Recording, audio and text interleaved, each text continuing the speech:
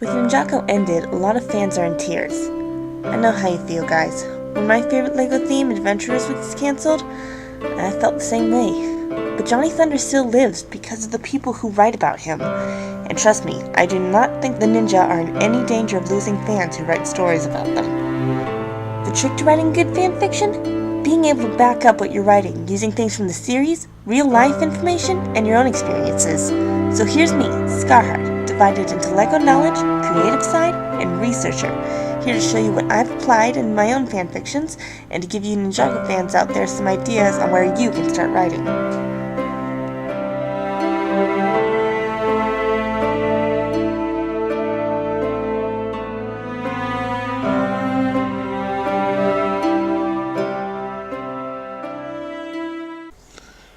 Note, this episode contains spoilers for episodes 7, 10, 12, and 26. Wahahaha.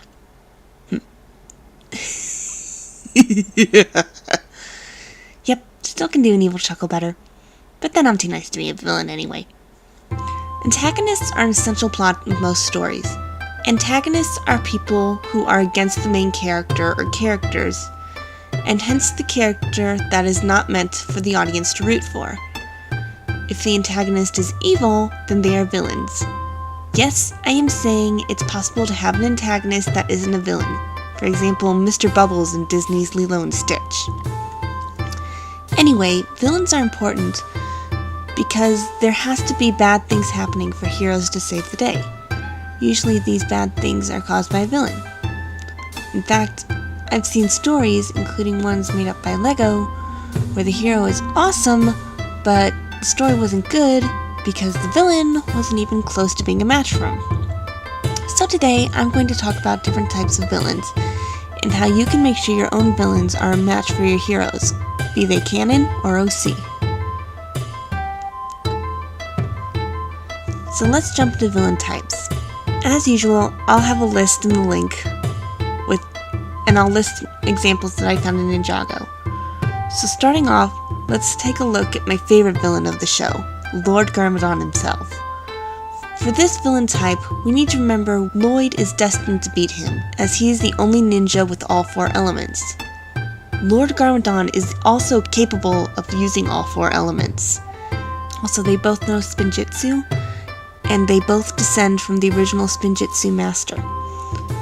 In short, they are exact same person, except one is good and the other is evil. Sort of. This makes Lord Garmadon a nemesis villain. Next, let's look at Pythor. Pythor's an interesting character because when he's introduced to him, we see that he's calm and composed. But over the span of the episodes, he spends less and less time being composed and starts to lose his temper over everything until finally, at the time he unleashes the Great Devourer, he's pretty much completely insane.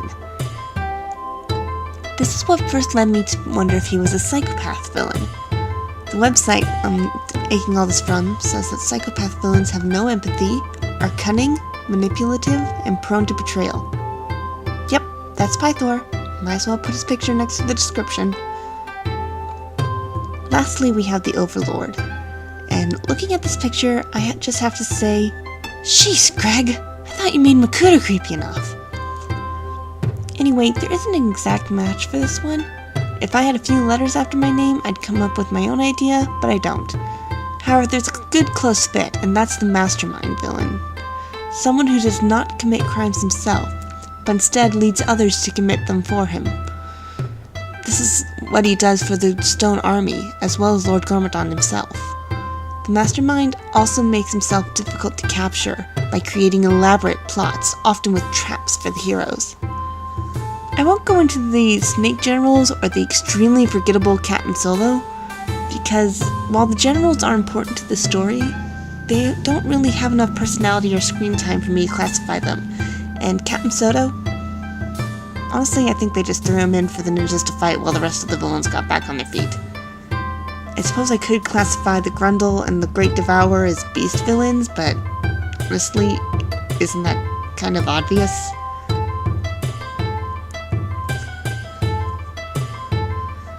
Okay, so let's talk about creating villains.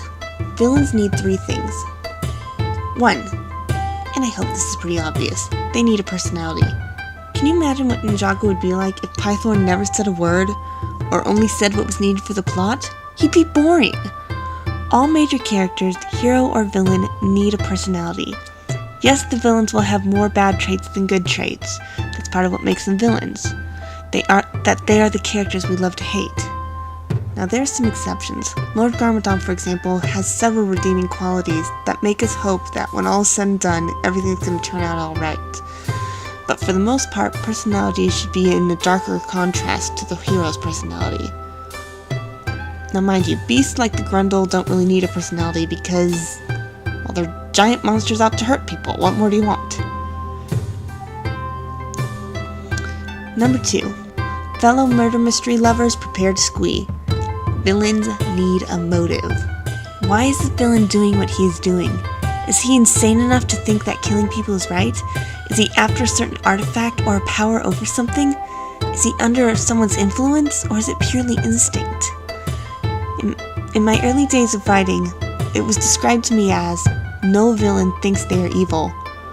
What we need to decide is what's leading our own villains astray. Number 3. The villain needs to be a challenge for the hero. The main villain should be in equal or greater strength than the heroes. Even minions need to pose some threat, even if they only do so in large numbers. Think about how many times the ninjas had to call upon the tornado of creation to stop a large number of skeletons. This is their strongest attack, so obviously that many villains had to be difficult for them to deal with. Remember, a hero cannot be great if they have a poor villain. Also, being a hero means standing up to obstacles and succeeding, and the success of climbing a mountain is way more exciting than the success of climbing over an anthill. So happy writing and happy creating baddies. Join me next time when I have a look at the world of Ninjago and how it affects our heroes. By the way, we're starting to run out of topics, so please start thinking about what you'd like to see how to do on Spinjafic. We do have a backup plan of talking about different genres, but we want to make sure we jump into that after we've covered everything that needs to be covered. So let us know via comment or via message what you want to learn about to improve your fanfictions.